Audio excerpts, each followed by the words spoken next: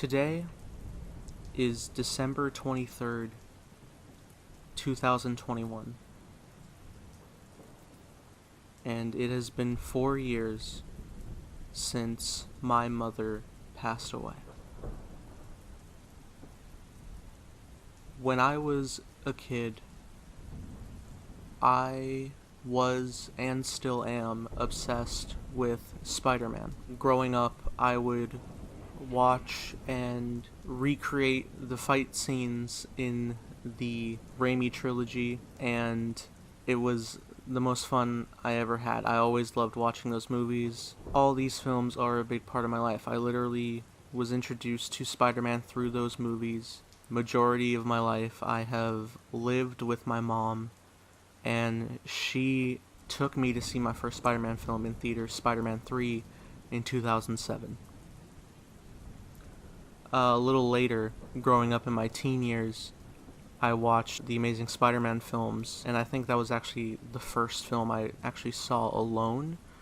My mom still dropped me off. I think she was also seeing a film with my little sister adjacent. But it was always a great time to be watching Spidey in theater, and I grew up with them. And that continued onward, seeing Tom Holland's iteration in Civil War, and it was always a blast, especially Homecoming as well. It was so cool, and I eventually actually showed my mom those films as well. Unfortunately, my mom passed away in 2017 on December 23rd, 2 days till Christmas. After a grieving process that I thought I made through, I went to go see Avengers Infinity War. And I was very excited at the high point because I go to the movies, especially now, often to escape the hardships that the real world offers. It's literally my happiest place on earth. It's where I go to clear my head and everything shuts out. Everything is inconsequential for a couple hours, and it doesn't matter. Everything is just what's on screen presented to me, and I feel the emotions through it. Marvel is probably my favorite franchise ever, so going into Infinity War was a big deal. And I was going to see my favorite character assemble with the Avengers, and it was going to be amazing. And it was. But by the end, not even 5 months after I had lost my mom, I watched my favorite character beg for his life before losing it. And that was it. The movie was over, and you had to wait a year. And granted, by the time the next year rolled around, it was very cathartic to see his return. I literally was crying both when I lost him and when I got him back.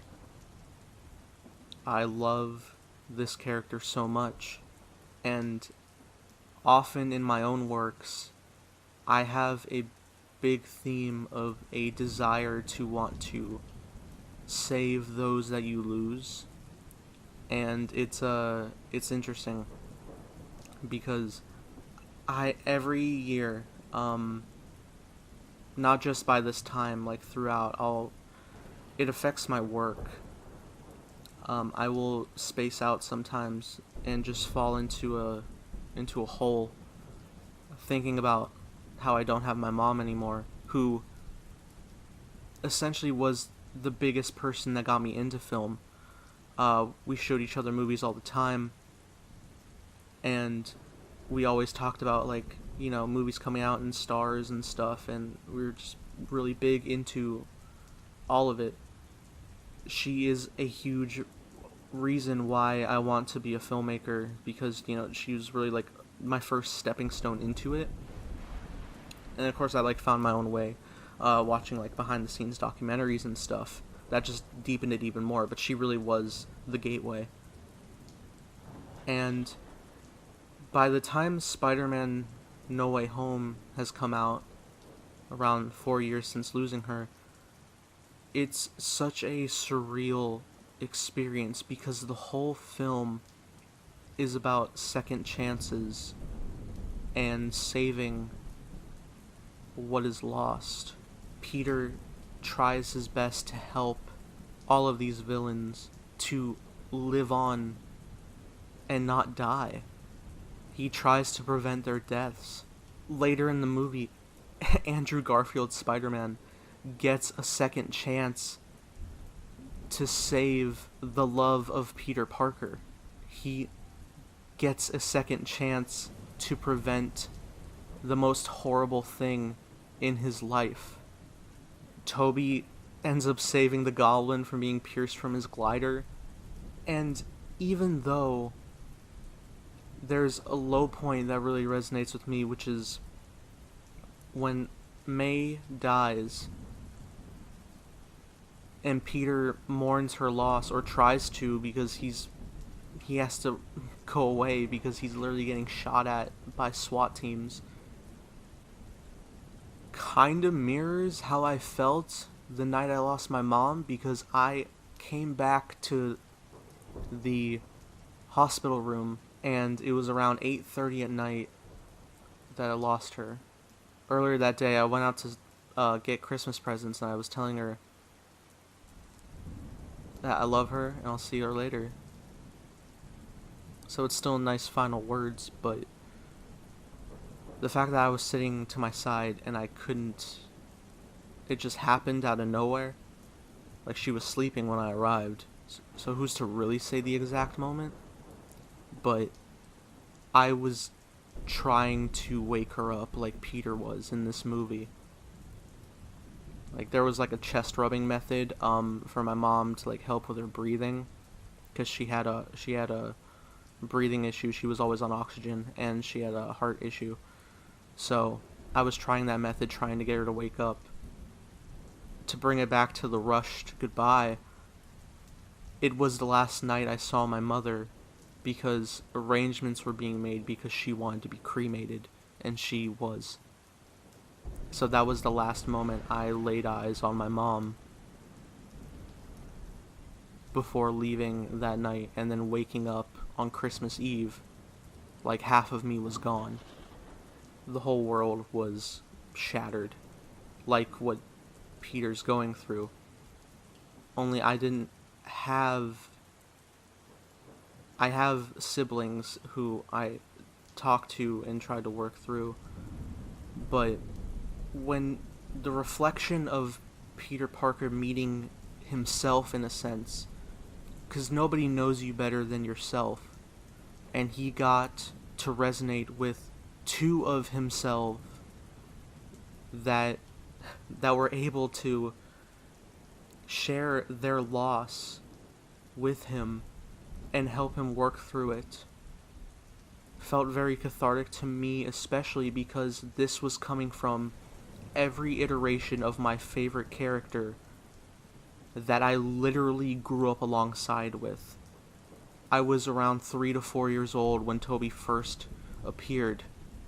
I was in my teens when Andrew was going through a moody take of the character, which all teenagers feel moody, and I was, and it was perfect. And then just seeing a like culmination of different things within Tom by the time I became a young adult and to present day now,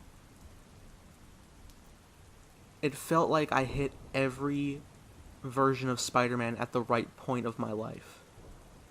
And so to see them all processing grief after a very similar way that I experienced was so cathartic.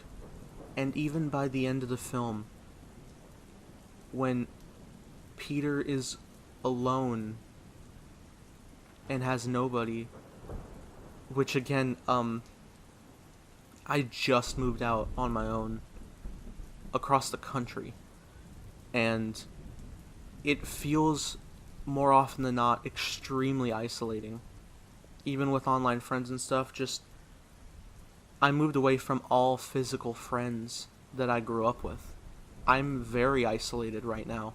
But that ending is still so cathartic because I'm seeing my favorite character go through so many mirroring things that I am, and he's still choosing to move forward and be his best self. He's continuing on, and despite all of the hardship, he still finds a way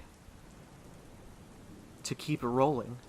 And it's so beautiful. And yeah, I watched Spider-Man No Way Home 10 times on opening weekend from Thursday to Sunday.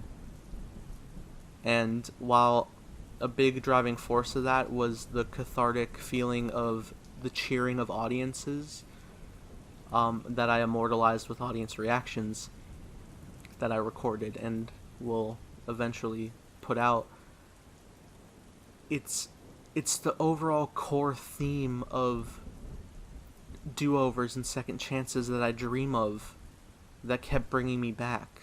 It's my favorite character delivering something so perfect to me that I use it now as a new escape. And why it's become one of my favorite films already ever. It's just so beautiful to me, and it resonates deeper than most. And I can't thank the creative teams and performers enough for giving me Spider-Man No Way Home, and for it to help save me from the dark points of my life.